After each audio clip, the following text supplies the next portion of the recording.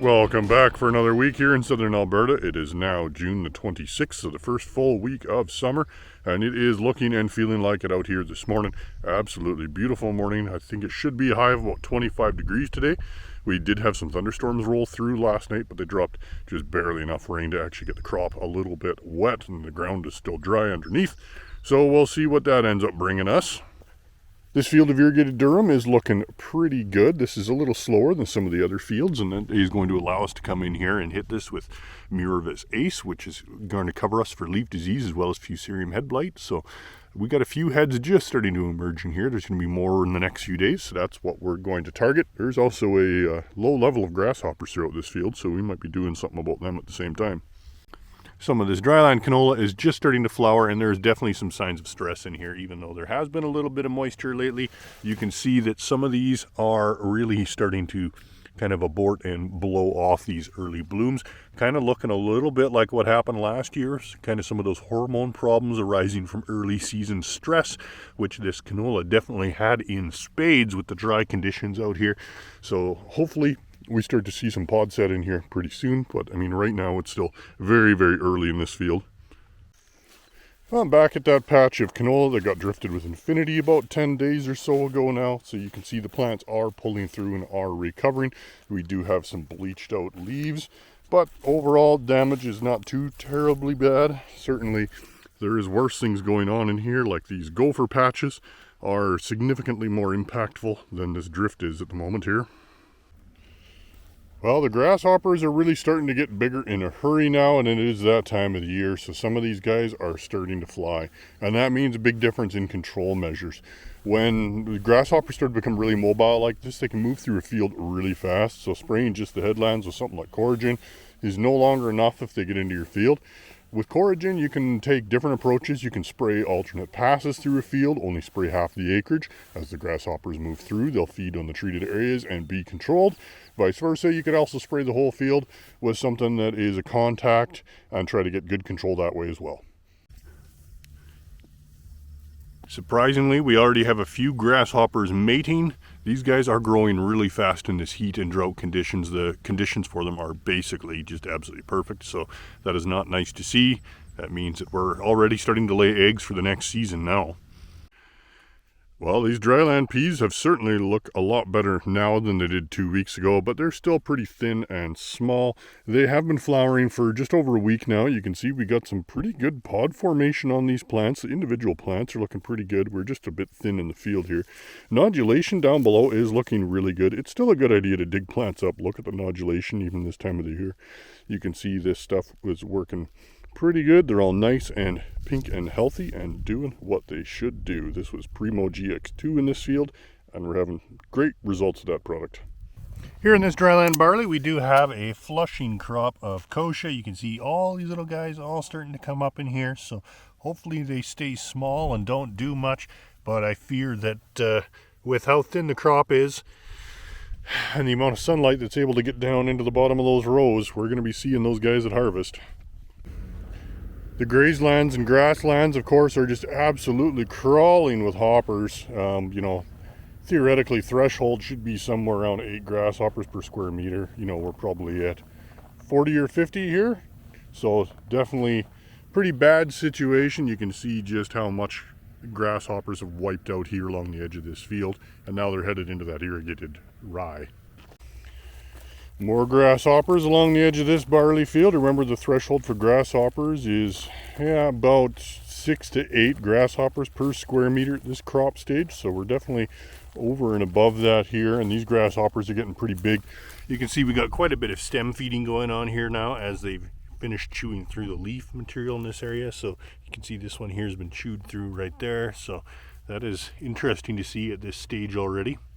Well, this fall rye here was seeded early in order to provide some fall grazing. We sprayed it with Enforcer M just about 10-12 days ago now, and you can see we got some kochia here that is surviving. There's a few small ones. There's a bunch of new emergence since the rainstorm as well, but overall it's looking not too bad when you consider what it would have looked like if we hadn't.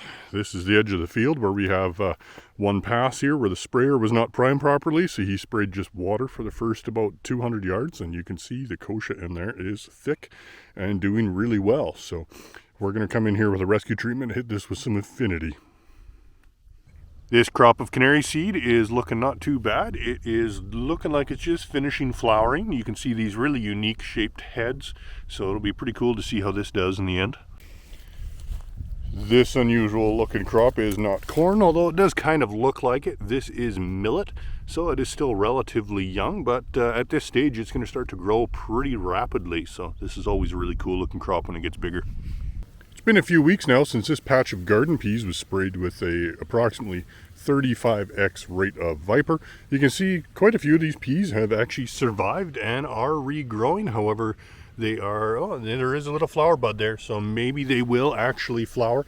Other rows not quite so well. You can see here a lot of the peas got totally wiped out in this row, and that one's pretty thin there as well. So definitely some hit or miss results, but definitely killed the weeds anyways. Some of the dryland canola still looking pretty spotty this week. This field of Nexera had really poor emergence and poor vigor right off the bat. However, since those rains we had about 2 weeks ago now, there is a bit better emergence. We do still have some canola starting to emerge in here, and that's kind of filling in the rows a little bit, but we're going to need a lot more rain to get a good crop out of this one. Up here on the dry land at Carmangay, we actually have very good emergence compared to a couple weeks ago. That thunderstorm really saved us here and got a lot of this canola out of the ground. However, a lot of it is still very small, 1 to 2 leaf stage, so it is going to be a very late crop if it gets enough moisture to develop. Well, the fall rye is starting to get silaged because it is the end of June and there's still time to get in a quick crop of oats for another silage. But you can see underneath this rye there is quite the mat of wild oats. These were suppressed by the rye and they have not formed a head or anything. They're just kind of sitting down there. There's also some pretty thick patches of lamb's quarters and a little bit of volunteer canola and kochia, especially in the dryland corners. So we're going to come in here and burn this off.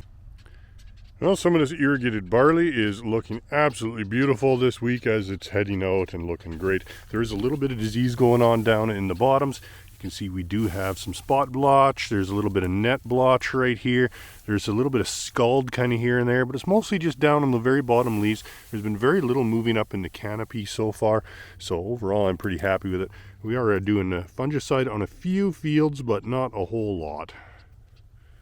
Well, this field of irrigated canola is looking pretty good. Just starting to see the first couple flowers, and it's tall enough to sweep for insects now, which is what I just did. So in my sweep here, you can see I have quite a few Bertha armyworms. There's 5 in there, and well over 20 cabbage seed pod weevil, only a couple of ligas. So we are pretty much at threshold on this field for cabbage seed pod weevil.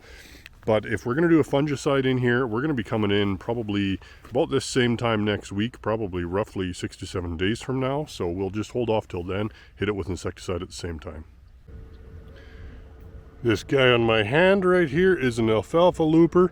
As you can tell by the way that he walks, he loops himself up, so that kind of distinguishes them from a Bertha armyworm, which they would otherwise look fairly similar to in canola. Oh, I lost him. There he is. I have been getting quite a few questions about these guys in the last week or so. There is no real threshold for them themselves. However, they do feed very similar to a Bertha armyworm, and they can do some damage by foliar feeding on canola. So for all intents and purposes, count them as an armyworm towards threshold. Here's our yearly sighting of yellow top in corn. This quite commonly shows up the first couple hot days of summer. The corn at this stage is growing really rapidly, and when you get a really hot, warm day like this, it'll grow so rapidly it pushes out this new growth so fast it just can't provide enough chlorophyll to actually make the leaf kind of green up. But in the next couple days, it will turn green and be perfectly healthy. Some of this dryland canola down by McGrath is looking absolutely fantastic. It is pretty much an average of, I don't know, say 40 to 50% bloom. Some of these main stems are pretty much finished. This one only has 1 bud left, so that pretty much makes it full bloom. You know, these other ones are 50% or so.